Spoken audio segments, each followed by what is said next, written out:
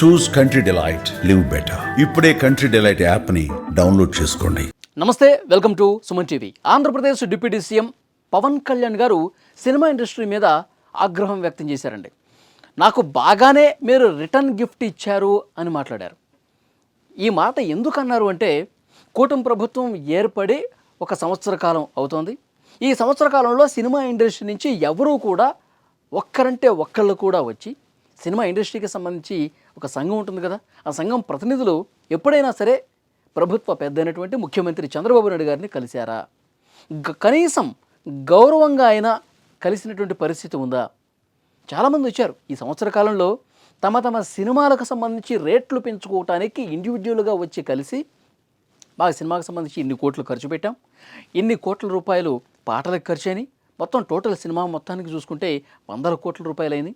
Cinema ticket రేట్లు పెంచితేనే మా cinema బతికి బట్ట కట్టగలదు, ప్రభుత్వం మాకు సహకరించాలి, రేట్లు పెంచుకునే అవకాశం కల్పించాలని చెప్పంటే చాలా సానుకూలంగా, గత ప్రభుత్వం లాగా ఈ ప్రభుత్వం ఉండదు, గత ప్రభుత్వం చేసినటువంటి ఏదైతే దుర్మార్గంగా ఇండస్ట్రీని తొక్కిపెట్టిందో అలాంటి పరిస్థితులు ఈ ప్రభుత్వం చేయదు. ఇండస్ట్రీ బాగుపడటం కోసం, ఇండస్ట్రీ అభివృద్ధి చెందడం కోసం 24 క్రాఫ్ట్స్లో పనిచేసేటువంటి ప్రతి ఒక్క కార్మికుడి కళల్లో ఆనందం చూడటం కోసం ఈ ప్రభుత్వం కృషి చేస్తుంది. డోంట్ వరీ అని చెప్పి అడిగిన ప్రతి ఒక్కరికి సానుకూలంగా స్పందించింది ఈ ప్రభుత్వం. మరి ఇంత మంచి చేస్తుంటే, ఇంత మేలు చేస్తుంటే కనీసం ఒక్కరు కూడా వచ్చి చంద్రబాబు నాయుడు గారిని కలవరా? ముఖ్యమంత్రి గారిని కలిసి థ్యాంక్స్ చెప్పరా? కనీసం గౌరవంగా అయినా వచ్చి పలకరించరా? ఇప్పుడు ఈ విషయం అంతా ఎందుకు వస్తుంది అంటే, జూన్ 1 నుంచి థియేటర్స్ బంద్ చేసే విషయానికి సంబంధించి చర్చ జరుగుతుంది. ఆల్రెడీ డెసిషన్ కూడా అయిపోయింది. జూన్ 1 నుంచి థియేటర్లు బంద్. కారణం ఏంటి? ఎగ్జిబిటర్లకి, థియేటర్ల యజమానులకి, డిస్ట్రిబ్యూటర్లకి, ఎగ్జిబిటర్లకి మధ్య గొడవ నడుస్తుంది, కొంత వివాదం ఉంది. మీటింగ్స్ మీద మీటింగ్స్ పెట్టుకుంటున్నారు. జూన్ 1 నుంచి ఎట్టి పరిస్థితుల్లో థియేటర్స్ బంద్ చేసేస్తామని నిర్ణయం తీసేసుకున్నారు. అంటే వాళ్ళంతటి వాళ్ళే మీటింగ్లు పెట్టుకోవటం, వాళ్ళంతటి వాళ్ళే డెసిషన్లు తీసేసుకోవటం. అంటే పవన్ కళ్యాణ్ గారు ఇంత మంచి చేస్తుంటే పవన్ కళ్యాణ్ గారికే నష్టపోయే విధంగా ప్రవర్తిస్తోంది ఇండస్ట్రీలో ఉన్నటువంటి కొంతమంది. అంటే ఒక కుట్రపూరితంగా ఇండస్ట్రీలో కొంతమంది వ్యవహరిస్తున్నారు అని ఒక చర్చ జరుగుతుంది. ఎందుకంటే జూన్ 12వ తారీఖు హరిహర వీరములు సినిమాకి సంబంధించిన రిలీజ్ పెట్టుకున్నట్టుగా సమాచారం వస్తుంది. అంటే పవన్ కళ్యాణ్ గారి సినిమా రిలీజ్ అవుతున్న సమయంలోనే ఎవరో బ్యాక్గ్రౌండ్లో ఇదంతా కథ నడిపిస్తూ ఉన్నారు, థియేటర్లు బంద్ అయ్యే విధంగా ప్రయత్నం చేస్తూ ఉన్నారు, కూటమి ప్రభుత్వం మీద ముందు డిమాండ్స్ పెడతా ఉన్నారు. ఈ చర్చ అంతా నడుస్తోంది.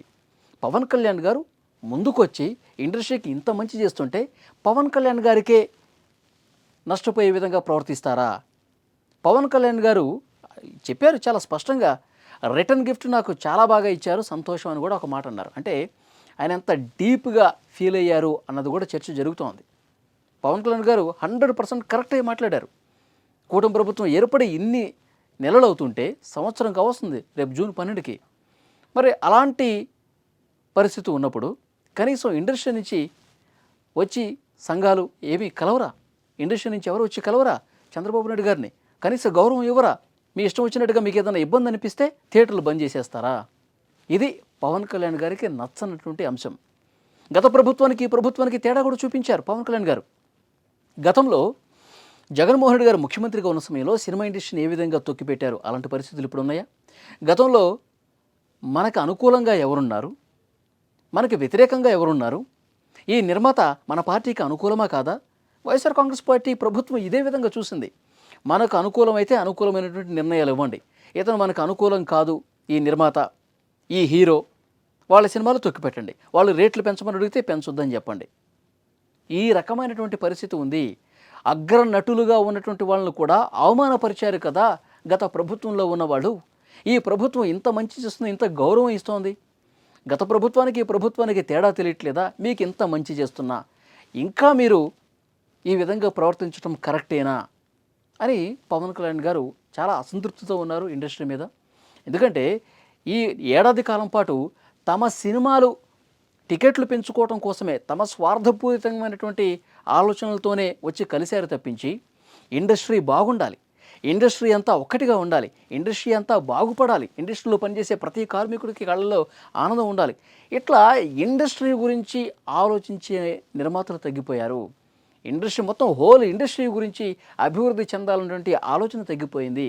నన్ను ఏ నిర్మాత కలిసినా ఇన్ని రోజుల పాటు అందరూ కలిసి వస్తే బాగుంటుందని చెప్పి అన్నప్పటికీ పెడచెవిన పెట్టారు.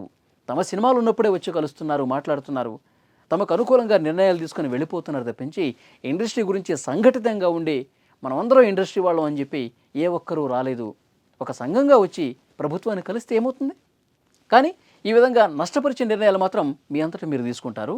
థియేటర్లు బంద్ చేసేస్తారు. ఇక్కడ సినిమాటోగ్రఫీ శాఖ మంత్రిగా ఉన్నటువంటి కందుల దుర్గేష్ గారు ఒక మాట అన్నారండి. పవన్ కళ్యాణ్ గారి సినిమా అప్పుడే థియేటర్లు బంద్ చేసే నిర్ణయం ఎట్లా వచ్చింది?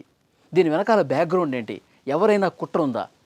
పవన్ కళ్యాణ్ గారు ఇంత మంచి చేస్తుంటే పవన్ కళ్యాణ్ గారికే నష్టపరిచేటువంటి పరిస్థితి ఎందుకు వచ్చింది? దీని మీద దర్యాప్తు చేయాల్సినటువంటి అవసరం ఉందని కూడా కందుల దుర్గేష్ గారు మాట్లాడుతున్నారు. సో డెఫినెట్గా ఇండస్ట్రీలో దీని మీద ప్రస్తుతం చర్చనీయాంశమైంది. పవన్ కళ్యాణ్ గారు మాట్లాడినటువంటి ఏదైతే చేసినటువంటి ప్రకటన ఉందో దాని మీద తీవ్రమైనటువంటి చర్చ జరుగుతుంది.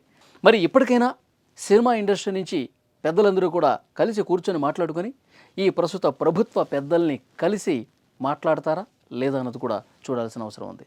Thank you very much.